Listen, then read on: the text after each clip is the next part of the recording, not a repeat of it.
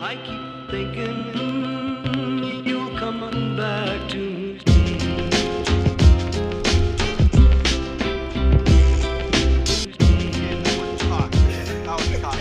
That was good. Walking in on your dad was pole dancing. Yeah, that would scar kid. Yeah. Have your parents done anything that scars you guys like for life? I think I've buried these things. Why are you opening these boxes? Why are you opening these? Let's see. Nothing that scarred me.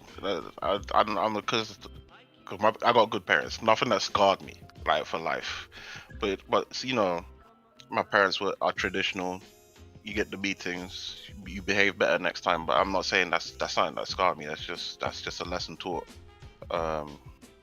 My dad used to do one thing. He did one thing one time. This is way back when I was maybe 6 or 7. I think like wireless mics and all of that stuff was getting really big and commercial, and like anyone could buy stuff like that. And I turned up to the house one day after school, and he just he hid himself, and then he had like massive speakers like laid out throughout the house, and then he just put on a real deep voice, and he's just like, again, and then I couldn't see where it was coming from, and then it was like, what is going on? And then it was like, I said, who is that? And he was just like, turn around. It's like, what the fuck is going on? I think I remember crying, but like then my dad just came out, and then like I just think I was just laughing afterwards. But yeah, it didn't scar me, but it was just like a prank, I guess, that I just took it that way. I wouldn't say parents wise. I think one time my mom beat me, and I actually thought I was going to die. The beating was to that level. What the fuck did you do? Yeah, you get one of them. Those come once a lifetime. No, that was every weekend for me. I thought I was gonna lose my life every week. Nah, Nigo. There was that one time, I'm really taught to you. She probably bought. Screw it. Screw it. And I'll tell you, okay, what I did was, and this is when I was younger, so I was into fire when I was younger, the pyromaniac. I was proper into fire. And we had surprisingly, we had a coconut tree outside. Now we know. Full circle. Yeah. Life is cyclical, man. We get it now. And for some reason, when I was younger, I just felt like, you know what, it would be a good thing to burn? The coconut tree. So I started finding the coconut tree. And out of nowhere, and quick, because of the dry leaves and stuff, the coconut tree catch on fire. So me being young and being stupid, yeah, exactly, thank you very much. So I panic and I just run downstairs and pretend like nothing's going on. And my neighbors just sitting there burning. You just calm down. Like, just let it continue. Don't even try to throw a bucket on wood. You know that meme with the dog and that's sitting in the fire? This is fine. Everything is fine. That's mad. Let me finish. So I sit down there, pretend to watch TV. Then the neighbor board, yo, are you burning something outside? No. Are you sure? She's like, no. Then why is there smoke coming from outside your house? So my mom goes and see the coconut tree. But at this point in time, fully engulfed in flame, leaning over into our house. So that begins the full-blown attempt to grab the hose to try and wash out this tree. Did you try to light the coconut tree on fire? No.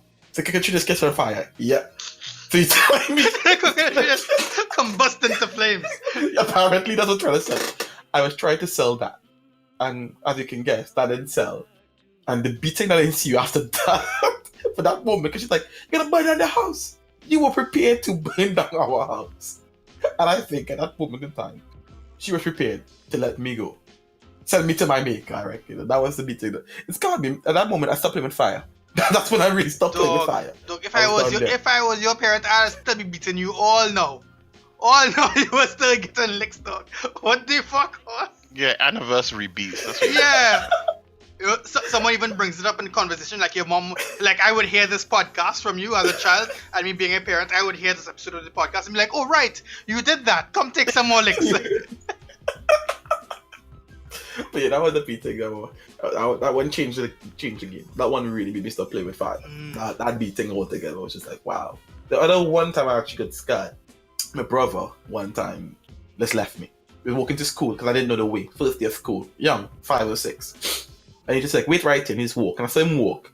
And then I turned around for some reason. And he just disappeared. I understand again. He actually left me there. He's in the bushes watching me for 10 minutes. And I just start crying. I'm just like, this guy. And after a while, he just jumped on the bush ball, let's go. And Paul, what? You watch me here crying. You just stand and watch me. After that ball, you know what? Trust no one. Not even blood. Don't trust these people. Your brother was about Sometimes that you gotta toxic do it, masculinity. No, not even about this life. You know. From now on, just like, no, trust no one. I mean, I had some pretty severe beatings in my days. My mom beat me with like a plank with a nail in it. It was high key child abuse. Like, I have to say that was child abuse. Like they Yeah, when you bring the nail into it. Yeah. Yeah. I understand the wood. The wood is okay. But when Mary Neal, she's literally trying to crucify you. Let me explain. So you take a plank, 2x4.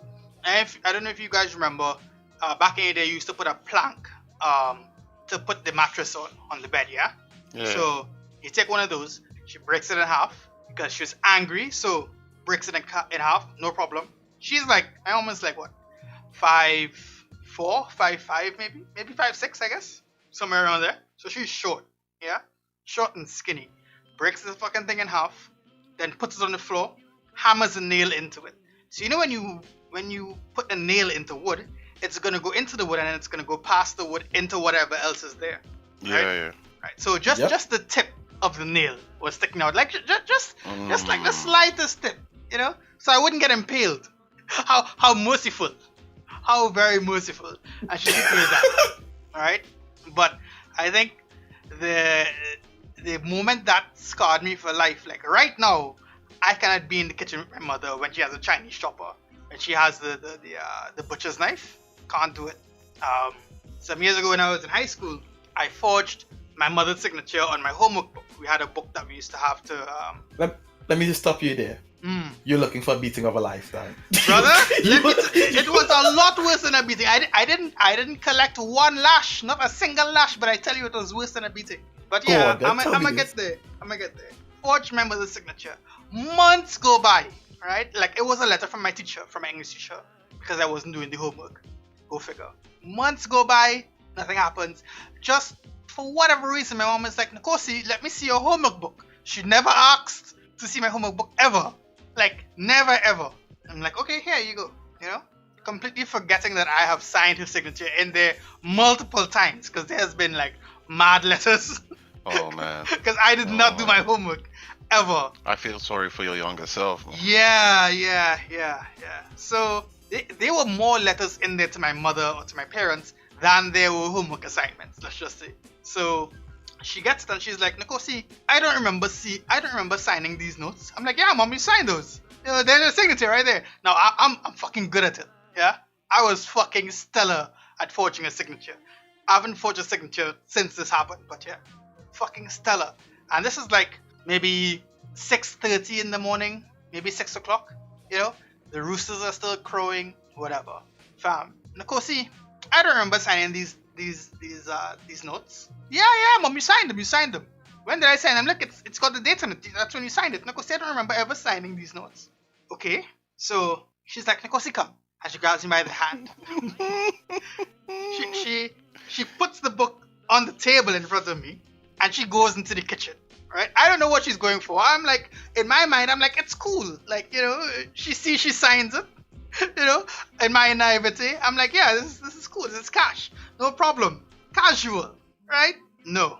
This woman, this 5'4" woman, this midget of a woman compared to me, because at this point, I am like 5'9", 5'10", you know, roughly, grabs me by my right arm and pulls me around the corner into the kitchen while wielding a fucking Chinese shop with a butcher's knife and slams me up against the wall. And that's when all of the manliness that I thought I had, all of the ego, just like erased. It was no longer there.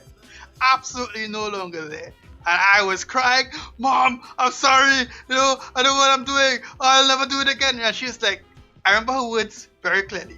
I will cut your hand off and go sit in the police station and have them lock me up. So during that, I'm like crying and calling to my stepdad, who he's going about his business. He could not care less. I don't blame him. Yeah, he passed us like, oh, that's not my child. I have, all of a sudden I'm no longer his child. Wait, Nico. I think he probably had his own experience. Yeah. I realized Yo. it was for the best to not say anything. Yo. Just walk on. This woman, for some reason, had the strength of 1,000 men because she held me there with one hand. I had every other body part of myself free. Literally every other part of myself free. I was scared as shit. She was waving this fucking, brandishing this fucking, meat cleaver around. I'm gonna chop off your hand and I'm gonna sit in the police station with it. And man, ever since that happened, to this day, I cannot be in the kitchen when my mother's wielding that thing, the meat cleaver, at all. Like, she picks it up and I'm like, Mom, I'm gone. And she laughs every time because she knows exactly why. You know what, yo? I take my beating for my house fire. Every other occasion to my mom willingly telling me she's prepared to do jail time. Just give me an example of what's going to go down. So you know what? You have just caught me and I was in the house with your mom. You didn't tell me the story. You have me sleeping on the bed. You're under the same roof, bro. You put my life in danger without telling me. I told you, friends do not put you in danger. Nico, what was this? Take you and bring you back. Barely. Barely. If you running from the kitchen, but I'm sitting down there drinking and smiling, and this woman is just reeling a meat cleaver. Yeah, no. Wow. I can't be in the kitchen. More. I respect your mom more. Just know this. From now on, I'm bringing gifts for Taylor. I'm bringing gifts here. I'm just bringing gifts. Because she's short, yeah? She's like mad tiny. Every time I come from London now, she gets a box of chocolate and a bottle of whatever she wants. Whatever she wants. I'm going to keep that woman sweet. I don't care. She's strong when she's ready, man. I don't know where she gets it from, but when she's determined, man, that shit scarred me. That shit scarred me for life. Like, I don't even use my meat cleaver now. I have one. It's sharpened and everything. I don't touch it ever. Hardcore. You have really petrified me there, yo. You're real petrified. No, because your mom seems so sweet. That's the scary part. Yeah. Did your friend, oh, you want a drink? Have a drink and stuff. Meanwhile, she grabs her son. Yeah, it's bad. You didn't even get a beating. You didn't even get. That's the thing. I thought you was about to get a beating of a lifetime. That was normal protocol. Normal protocol insists you get a beating and you learn the lesson. You don't get realized. I'd have preferred the beating. I think I would have too. I would have asked for it. Generally, but if these are the two options, I'd go cut the stick, the branch, peel it myself, wrap it up, and well, go on, sweet mom, beat me now. But don't threaten me and scar me for life, because now, Alright. Right. So what happened? What happened if somebody break it? You have to be cleaver. You go on then. Take all of it. Take all of it. No problem. It's yours. I surrender. You come on back to I hear you.